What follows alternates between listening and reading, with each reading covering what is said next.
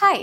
क्या आपने कभी सोचा है कि दो लोग सेम एग्जाम पास करके सेम सिटी में जॉब स्टार्ट करके भी कुछ सालों बाद बिल्कुल अलग जगह पहुंच जाते हैं क्योंकि रास्ता सेम था लेकिन अप्रोच अलग थी। कुछ ऐसा ही है इन दोनों large and mid cap funds के साथ। दोनों सेबी के सेम मैंडेट फॉलो करते हैं, दोनों सेम बेंचमार्क के अगेंस्ट मेजर होते हैं, लेकिन जब हम इनके पोर्टफोलियो के अंदर झांक के देखते हैं तो दोनों की फिलॉसफी बिल्कुल डिफरेंट निकलती है। आज हम देखेंगे Invesco India large and mid cap fund direct growth और Motilal Oswal large and mid cap fund direct growth, जो पिछले 3 और 5 साल के रिटर्न्स के अकॉर्डिंग टॉप 2 पोजीशंस में है। वीडियो को आगे बढ़ने से पहले लाइक कर लीजिए, शेयर कर लीजिए और चैनल को सब्सक्राइब कर लीजिए ताकि ऐसे इंसाइटफुल कंपैरिजंस आपके कभी भी मिस ना हो जाएं। चलिए शुरू करते हैं।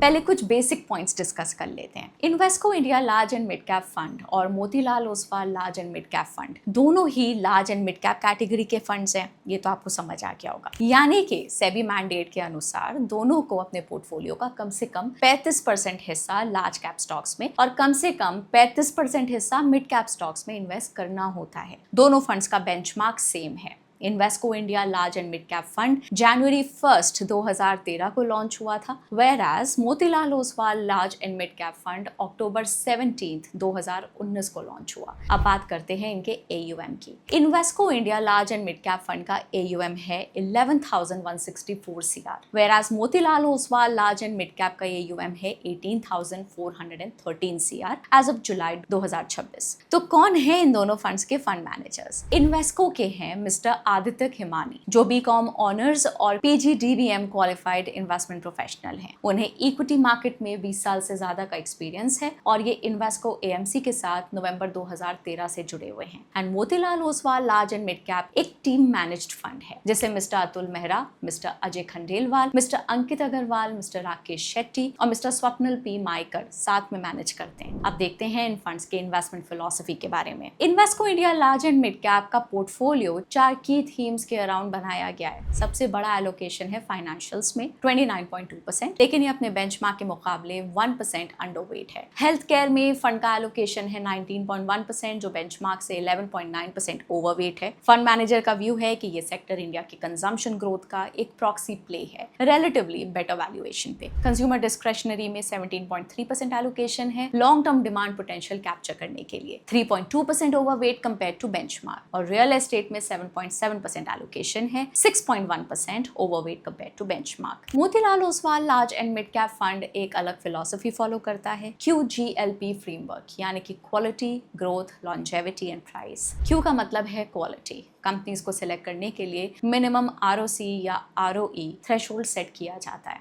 G और L का मतलब है growth and longevity. Investment team collectively ऐसे सस्टेनेबल थीम्स आइडेंटिफाई करती है जिनमें ग्रोथ लंबे समय तक चल सके। P का मतलब है प्राइस। PE और PEG फ्रेमवर्क यूज होता है, जिसे DCF यानी कि discounted cash flow implied returns और इम्प्लाइड ग्रोथ के थ्रू एक्सपैंड किया जाता है। पोर्टफोलियो कंस्ट्रक्शन में फंड का 65% हाउस थीम रिप्रेजेंटेशन और स्टॉक पिकिंग पर बेस्ड है, 25% फ्लेक्सिबिलिटी है हाउस थीम्स के बाहर इन्वेस्ट करने की और 10% रिस्क मिटिगेशन के लिए रिजर्व्ड है। फंड के ग्रोथ ओरिएंटेड थीम्स में China+1, make in India, financialisation, tech and tech services, urbanisation, health care ecosystem और टेलीकॉम शामिल हैं। अब हम इन दोनों फंड्स के पोर्टफोलियो के बारे में जानते हैं। इन्वेस्को से स्टार्ट करते हैं। Invesco India large and mid cap के पोर्टफोलियो में 40 स्टॉक्स हैं। टॉप 5 स्टॉक्स पोर्टफोलियो का 33.55% होल्ड करते हैं और टॉप 10 स्टॉक्स 53.42% होल्ड करते हैं। Motilal Oswal large and mid cap का पोर्टफोलियो ज्यादा कॉन्सेंट्रेटेड है, जिसमें सिर्फ 29 स्टॉक्स हैं। टॉप 5 स्टॉक्स का पोर्टफोलियो बनता है 23.36% और टॉप 10 का है 43.76% होल्ड। दोनों फंड्स के टॉप 3 सेक्टर्स कंबाइंड पोर्टफोलियो का लगभग सेम हिस्सा होल्ड करते हैं। इन्वेस्को लार्ज एंड मिड में टॉप 3 सेक्टर्स 59.73% है, जबकि Motilal large and mid cap में टॉप 3 सेक्टर्स 59.65% है। अब बात करते हैं मार्केट कैप एलोकेशन की। Invesco large and mid cap का एलोकेशन है लार्ज कैप में 37.43%, मिड कैप में 38.33%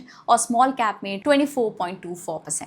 category average large cap allocation 52.75% है। तो इन्वेस्को अपने कैटेगरी के मुकाबले लार्ज कैप में कम और स्मॉल कैप में ज्यादा एक्सपोजर रखता है। Motilal Oswal large and mid cap का है कुछ इस तरह से। लार्ज कैप 39.57, मिड कैप 31.79 और स्मॉल कैप में 28.64%। ये फंड भी अपने कैटेगरी एवरेज से लार्ज कैप में कम एक्सपोजर रखता है और दोनों फंड्स में मोतीलाल ओसवाल का स्मॉल कैप टिल्ट ज्यादा है। एवरेज मार्केट कैप की बात करें तो Invesco India large and mid cap का एवरेज मार्केट कैप है 97,433 CR, जबकि Motilal Oswal large and mid cap का एवरेज मार्केट कैप है 77,294 CR। कैटेगरी एवरेज 1,57,535 CR है, यानी कि दोनों ही फंड्स अपने कैटेगरी के मुकाबले छोटी कंपनीज में ज्यादा इन्वेस्ट करते हैं। वैल्यूएशन की बात करें तो इन्वेस्को का portfolio P ratio Motilal Oswal के पोर्टफोलियो पी रेशियो से ज्यादा है और पोर्टफोलियो पीबी रेशियो कंपैरेटिवली कम है, यानी कि मोतीलाल ओसवाल का पी थोड़ा कम है लेकिन पीबी ज्यादा है, जो कि ये दिखाता है कि फंड उन कंपनीज में इन्वेस्ट कर रहा है जिनकी बुक वैल्यू के अगेंस्ट प्राइस ज्यादा है। बेंचमार्क के कंपैरिजन में दोनों फंड्स का पोर्टफोलियो पीई और पीबी रेशियो ज्यादा है, जो कि बताता है कि दोनों फंड्स बेंचमार्क के मुकाबले रिलेटिवली हायर वैल्यूड कंपनीज में इन्वेस्ट करते हैं। ये डिफरेंस सेक्टर एलोकेशन और स्टॉक सिलेक्शन की वजह से भी हो सकता है। पोर्टफोलियो टर्नओवर की बात करें तो Invesco India large and mid cap fund का रिपोर्टेड टर्नओवर है 61.82%, जबकि Motilal Oswal large and mid cap का रिपोर्टेड टर्नओवर है 42.35%, दोनों ही 31 मार्च 2025 तक के डेटा के हिसाब से। यानी कि इन्वेस्को अपने पोर्टफोलियो में रिलेटिवली ज्यादा फ्रीक्वेंटली चेंजेस करता रहता है। सिर्फ पोर्टफोलियो कॉम्पोजिशन देखकर इक्विटी फंड्स को जज करना काफी नहीं होता। चलिए अब रिस्क और रिस्क एडजस्टेड रिटर्न्स की भी बात कर लेते हैं। पहला मेट्रिक है स्टैंडर्ड डेविएशन,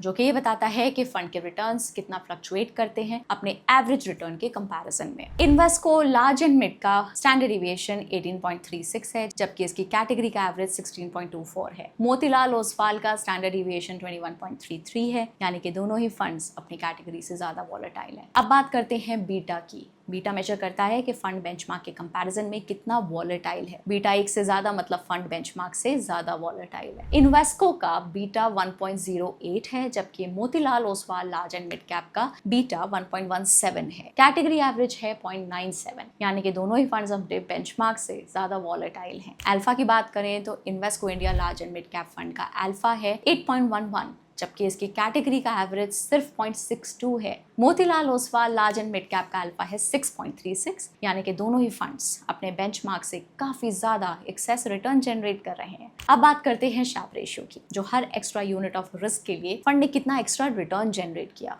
ये बताते हैं वो हमें। इन्वेस्को की बात करें तो इसका शार्प रेशियो है 0.94, जबकि मोतीलाल ओसवाल का शार्प रेशियो है 0.77। कैटेगरी एवरेज 0.59 है। तो दोनों ही फंड्स अपने कैटेगरी से बेहतर रिस्क एडजस्टेड रिटर्न्स दे रहे हैं। अब चलिए देखते हैं upside and downside capture ratio को। अपसाइड कैप्चर रेशियो बताता है कि जब मार्केट ऊपर जाता है फंड अपने बेंचमार्क के कंपैरिजन में कैसा परफॉर्म करता है। 100 से ज्यादा मतलब फंड ने बेंचमार्क से बेहतर परफॉर्म किया एंड वाइस वर्सा। इन्वेस्को का अपसाइड कैप्चर रेशियो है 132, जबकि मोतीलाल ओसवाल का है 133। कैटेगरी एवरेज है 101, यानी कि दोनों ही फंड्स राइजिंग मार्केट में अपनी कैटेगरी से काफी आगे निकल जाते हैं। डाउनसाइड कैप्चर रेशियो बताता है कि जब मार्केट गिरता है फंड उस फॉल में कितना नीचे जाता है। 100 से कम मतलब फंड बेंचमार्क से कम गिरा, जो कि एक अच्छी बात है। इन्वेस्को का डाउनसाइड कैप्चर रेशियो है 104, जबकि मोतीलाल ओसवाल का है 116। कैटेगरी एवरेज है 99 की, यानी कि फॉलिंग मार्केट में दोनों फंड्स कैटेगरी से ज्यादा गिरते हैं। अब बात करते हैं मैक्सिमम ड्रॉडाउन की, जो ये दिखाता है कि फंड अपने पीक से कितना नीचे गिरा सबसे बुरे फेज में। Invesco India large and mid cap का मैक्सिमम ड्रॉडाउन है नेगेटिव 17.08%, जो अक्टूबर 24 से फरवरी 25 तक यानी कि 5 महीने तक चला। Motilal Oswal large and mid cap का मैक्सिमम ड्रॉडाउन है नेगेटिव 24.12%, जो जनवरी 25 से फरवरी 25 तक यानी कि 2 महीने तक चला। बेंचमार्क इंडेक्स का एवरेज मैक्सिमम ड्रॉडाउन नेगेटिव 18.15% है, यानी कि मोतीलाल ओसवाल का ड्रॉडाउन अपनी कैटेगरी से काफी ज्यादा गहरा रहा है, जबकि इन्वेस्को अपनी कैटेगरी से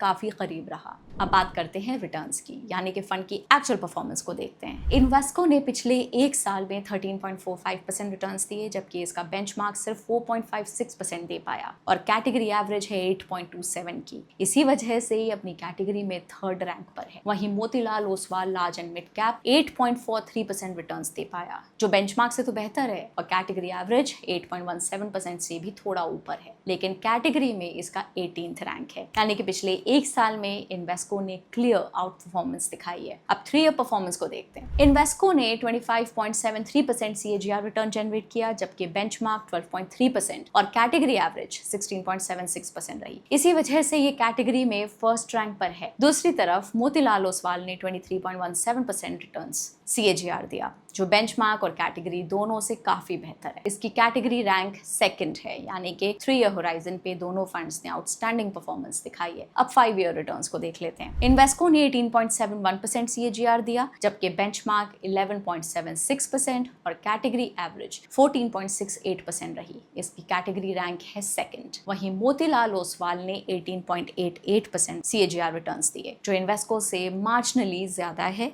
बेंचमार्क और कैटेगरी एवरेज से भी काफी आगे रहा और इसी वजह से ये कैटेगरी में फर्स्ट रैंक पर है। ओवरऑल देखा जाए तो दोनों फंड्स ने हर टाइम पीरियड में बेंचमार्क और कैटेगरी एवरेज को कंफर्टेबली आउट परफॉर्म किया है। अब रिटर्न कंसिस्टेंसी चेक करने के लिए इन फंड्स के डिस्क्रीट रिटर्न्स पर नजर डालते हैं। 2020 से लेकर आज तक इन्वेस्को ने 6 में से 2 सालों में कैटेगरी और बेंचमार्क को आउट परफॉर्म किया है, जबकि मोतीलाल ओसवाल ने इसी पीरियड में 6 में से 3 सालों में कैटेगरी और बेंचमार्क को आउट परफॉर्म किया है। अब बात करते हैं एक्सपेंस रेशियो की, यानी कि फंड को मैनेज करने के लिए हर साल ली जाने वाली फी। इन्वेस्को का एक्सपेंस रेशियो 0.56% है, जबकि मोतीलाल ओसवाल का 0.9% है। एक्सपेंस रेशियो जितना कम होता है, उतना ही कम आपके रिटर्न से हर साल चार्जेस के रूप में डिडक्ट होता रहता है। इसलिए अगर 2 फंड्स की परफॉर्मेंस लगभग सिमिलर हो तो लोअर एक्सपेंस रेशियो वाले फंड को एक नेचुरल एडवांटेज मिल जाता है, स्पेशली लॉन्ग टर्म इन्वेस्टिंग में, जहां कंपाउंडिंग की वजह से ये डिफरेंस और बड़ा हो सकता है।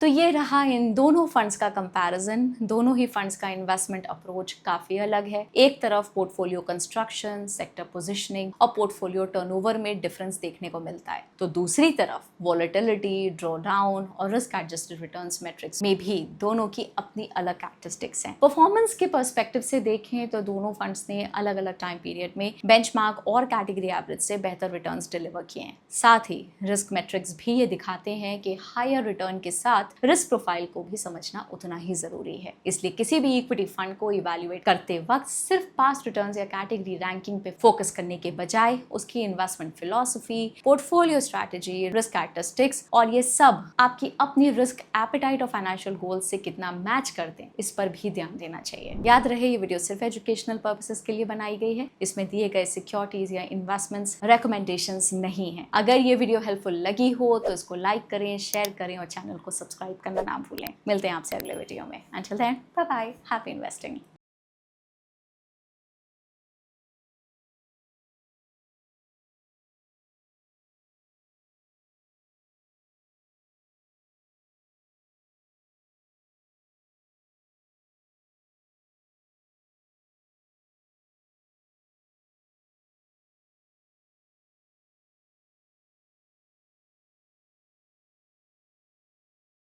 Mutual fund investments are subject to market risks.